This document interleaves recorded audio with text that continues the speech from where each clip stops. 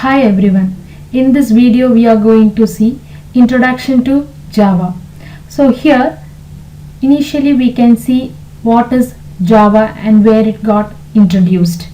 Java was developed by James Gosling at Sun Microsystem Inc. in the year 1991. So after developing in 1991, later it was acquired by Oracle Corporation. The next, it is a simple programming language.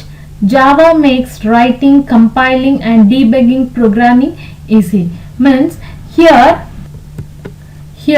like C, it is not a structured language. So we can write it and compile and debug in an easy manner. So the main purpose of Java, it is like to reuse the code. That is the main advantage of Java. So it helps to create a modular programs and a usable codes. Modular programs means we can able to develop a code as a module by module and we can reuse that module.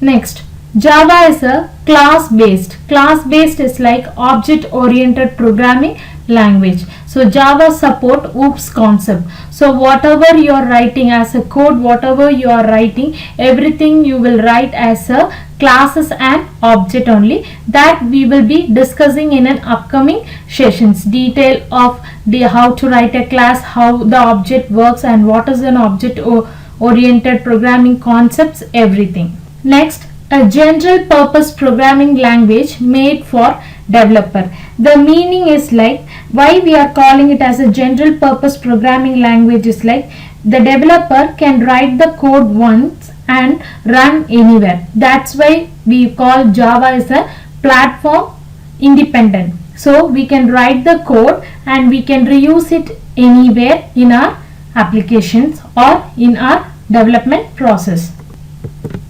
The meaning why we are calling it as a platform independent or that supports every platform is like Java application are compiled to a bytecode. That bytecode can run by any Java virtual machine. So the syntax of Java is similar to C++. And talking about Java history, like where it have been came from and why the name Java and who have written, everything I have given in the below link. You can check it, the history of Java and why the name has been raised for this programming language. Next, we are going to see Java terminology. So whenever we are talking about a terminology, it is nothing but a Java development environment. To write a Java code or to develop a Java code, what are environment setup we require. So that is the thing. So here the first one is Java virtual machine. So Java virtual machine, it is like whenever we write a program by a like whenever a programmer write a code, like you or me, whoever is writing a code, we have to compile that code. So whenever we are compiling that code, the code it will take the input and it will generate a bytecode for as a output. So in the running phase of a program, Java virtual machine execute the bytecode generated by the compiler. So in this Java virtual machine, there involve three phases: return, compile and run. So one is a programmer writing the code and next is compile. It will compile the code and generate a bytecode. That bytecode will be executed by a JVM, that is Java virtual machine. So now we can come to a conclusion why it is called as a platform independent, because Java virtual machine is to execute the bytecode which is produced by the compiler. Every operating system has different Java virtual machine, but the output they produce after the execution of the bytecode is same across all the operating system. This is why Java is known as a platform independent language. Bytecode in development process. So bytecode in development process is like the Java-C, that is the Java-C compiler of a Java development kit compile the Java source code into a bytecode. so that it can be executed by virtual machine. So that bytecode will be saved in the format of .class file by the compiler. So to view the bytecode, a disassembler like Java P can be used. So the bytecode, everything will be stored in the format of .class. Whenever you are writing a program and whenever you are compiling for the particular code, the class file will be generated. So you can check it when we are doing a programming demo. Next, Java Development Kit. So Java Development Kit is like when we are using the term JDK, that is Development Kit, we learn about bytecode and JVM. So as the name suggests, it is a complete Java development kit that include everything like compiler, like the runtime environment, debugger, Java documents, etc. So like the program to execute in Java, we need to install JDK on our computer in order to write the program or compile or to run. So whenever if you initially in the current version, all in current like Windows, all the Java JDK is being default.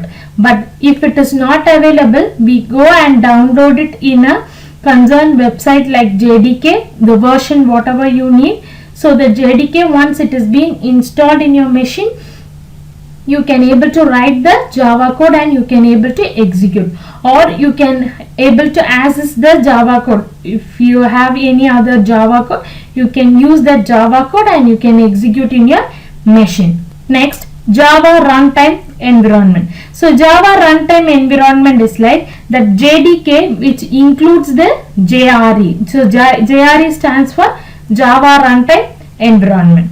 So here the JRE installation in our computer allow the Java program to run. So we cannot compile it. So JRE includes like browser, JVM, applets, plugin support, etc. So running the Java program, a computer needs a Java runtime environment. Next, garbage collector. Here garbage collector means in Java, programmer cannot delete the object. To delete or recollect the memory of the Java virtual machine, it has a program called garbage collector. So garbage collector, what it will do, it's like it will recollect the object that are not referenced. So the Java makes the life of a programmer easy by doing a memory management here. So here the programmer always should be careful about their code, whether they are using object that has been used for long time, because garbage cannot recover the memory of the object which is being referred. So it is like the which is not referred for long time only can recollect. So if the programmer is using a object for a long time, so at that case it cannot be recover the memory of the object. Next is a class path. So class path is nothing like the file path where Java runtime and Java compiler look for the .class file. .class file is nothing but a bytecode. So by default JDK provides many libraries. So if you want to include any external library, they should add the class path to it. Main features of Java.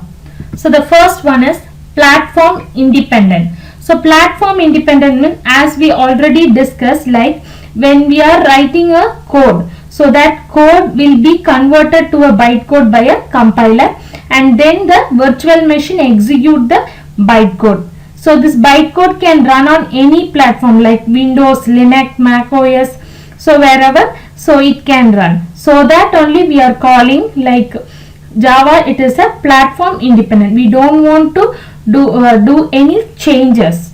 Next is object oriented programming language. As I said before, Java works in a classes and object base. So here we will discuss in detail of object oriented programming concepts.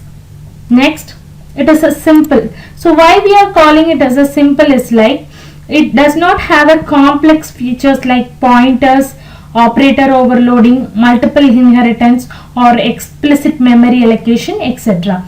So that's why we will call Java as a simple language. Next, robust.